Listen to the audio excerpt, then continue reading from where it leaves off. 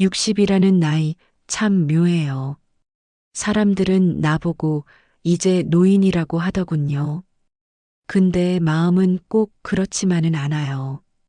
아직도 설레는 일이 생기면 좋겠다고 생각하고 누군가를 기다리고 싶고 아침에 눈 떴을 때 이유 없이 미소 짓고 싶을 때도 있어요.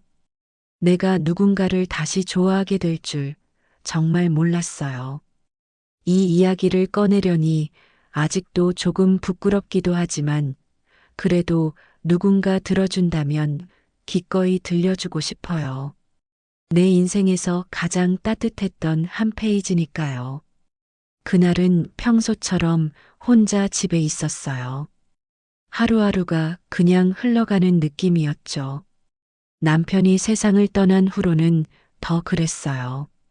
긴 병간호 끝에 떠난 사람이라 마음의 준비는 했다고 생각했는데 막상 남겨지고 나니 그건 전혀 다른 문제더라고요.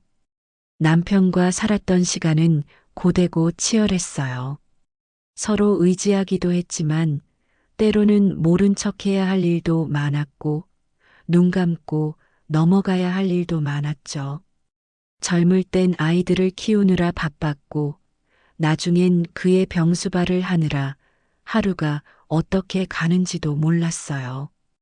그러다 어느 날 병원에서 이제는 마음의 준비를 하셔야 할 것 같아요. 라는 의사 말에 그냥 고개를 끄덕이기만 했어요. 그가 떠나고 나서 처음엔 이상하게 가벼운 느낌이었어요. 죄책감이었겠죠. 혼자 된 자유, 혼자만의 시간. 하지만 그 자유는 곧 허무함으로 바뀌더라고요. 어느 날부터는 하루하루가 너무 조용해서 무섭기까지 했어요. 말 한마디 없이 하루가 끝나고 식탁에 놓인 반찬들이 멀쩡히 그대로 남아있을 때 그게 그렇게 마음을 무너지게 만들더군요. 그래도 버텨야 했어요. 엄마니까, 어른이니까. 아이들도 이미 각자의 가정을 꾸렸고 나는 괜히 아이들에게 걱정을 끼치고 싶지 않았어요. 자식들에게 기대지 않겠다는 건 내 나름의 자존심이었고요. 그런 날들이 몇 년을 이어졌어요. 그러던 중 도서관 게시판에서 중장년 글쓰기 모임 나의 삶을 쓰다라는 공고를 보게 됐죠. 큰 기대 없이 신청했어요. 사실 누가 내 얘기를 들어주길 바랐던 것 같아요. 말할 곳이 없었거든요. 그 모임에서 그 사람을 만났어요. 조용한 사람이었어요. 말이 많지 않았지만 웃는 얼굴이 따뜻했고 목소리 톤이 잔잔했어요. 처음 본 날 그 사람이 제 옆에 앉아 이런 말을 했어요. 처음 오셨어요? 네. 답답해서 나와봤어요. 저도요. 짧은 대화였지만 그 말이 이상하게 위로가 됐어요. 그 사람도 나처럼 외롭고 조심스럽게 세상과 다시 연결되려고 노력하고 있다는 걸 느꼈거든요. 그날 이후 우리는 매주 같은 자리에 앉았어요. 글을 쓰고 읽고 감상을 나누고 모임이 끝난 뒤엔 함께 공원을 산책하거나 근처 카페에서 차를 마시기도 했죠. 가끔은 도서관 앞 벤치에 앉아 햇살을 쬐며 아무 말 없이 시간을 보내기도 했어요. 봄이 왔을 무렵 벚꽃이 흐드러지게 핀 어느 날 그가 먼저 말을 꺼냈어요. 벚꽃길 걸어보실래요? 우리는 천천히 걸었어요. 말없이 걷는 그 시간이 어색하지 않았고 오히려 편안했어요.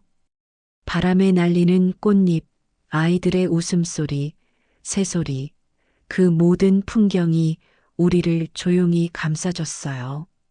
그날 이후로 우린 더 자주 연락하게 되었어요. 오늘 날씨가 좋네요. 산책 어때요? 같은 짧은 문자였지만 그 문자가 하루의 온도를 바꿔줬어요.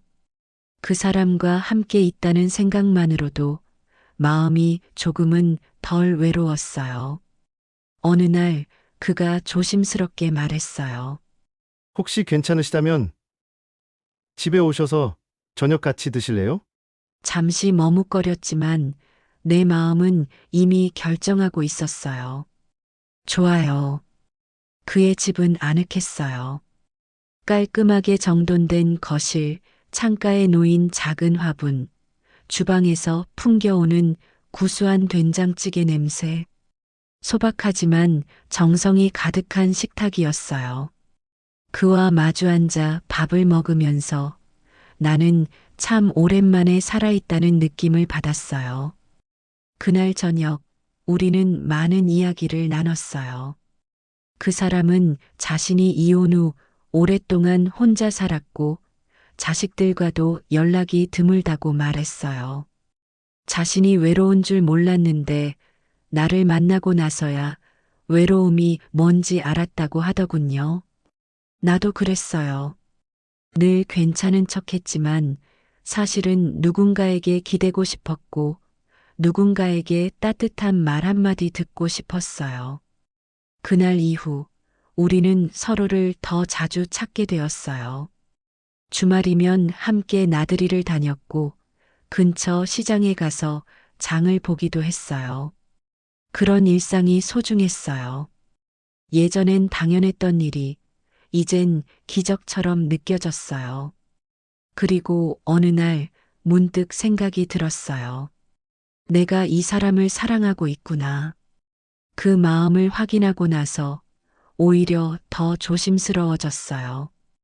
혹시 내가 더 마음이 커져서 부담이 되지는 않을까? 이 사람이 물러서면 어떡하나 그런 생각도 들었죠. 하지만 그 사람도 같은 마음이었어요. 어느 날 그가 말했어요. 사실 마음이 참 많이 갔어요. 처음부터요. 근데 괜히 실례일까봐 조심스러웠어요. 그 말에 눈물이 났어요.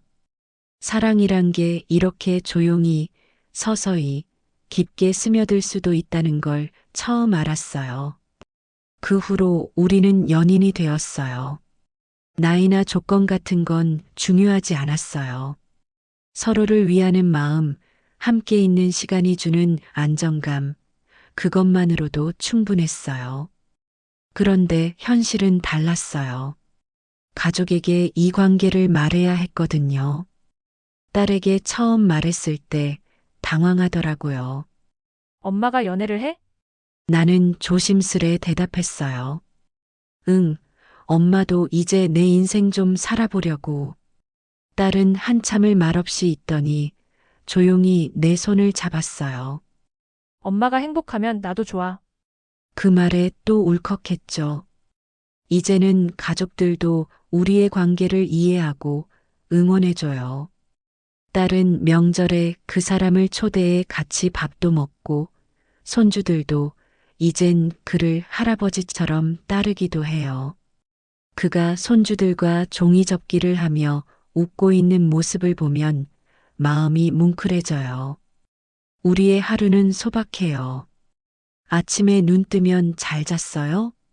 인사를 주고받고 함께 산책을 나가고 시장에 들러 장을 보고 집에 돌아와 밥을 짓고 그리고 저녁엔 나란히 앉아 차 한 잔을 마시며 서로의 하루를 이야기해요. 가끔은 말없이 앉아 있기만 해도 좋아요. 그 사람의 숨소리, 창밖의 빗소리, 라디오에서 흘러나오는 음악. 그 모든 것들이 삶을 따뜻하게 만들어줘요. 내가 말하고 싶은 건 사랑은 나이와 상관없다는 거예요. 마음이 있으면 그리고 서로를 존중하고 배려한다면 어떤 시기든 사랑은 가능합니다. 이제 나는 하루하루가 설레요. 내일은 어떤 꽃이 필까? 오늘은 무슨 반찬을 해줄까? 다음 주엔 어디를 같이 가볼까? 그런 생각들이 삶을 풍성하게 만들어줘요. 60세에 시작된 이 사랑은 내 삶의 두 번째 봄 같아요. 아주 조용히 피어났지만 그 누구보다 아름답게 따뜻하게 피어난 사랑이죠. 혹시 당신도 누군가를 기다리고 있나요? 마음속에 품고 있는 사람이 있나요? 그렇다면 꼭 말해주고 싶어요. 늦은 사랑은 없다고. 지금이 가장 좋은 때일 수 있다고. 나처럼 당신도 그 마음을 따라가도 괜찮다고요. 정말 괜찮습니다.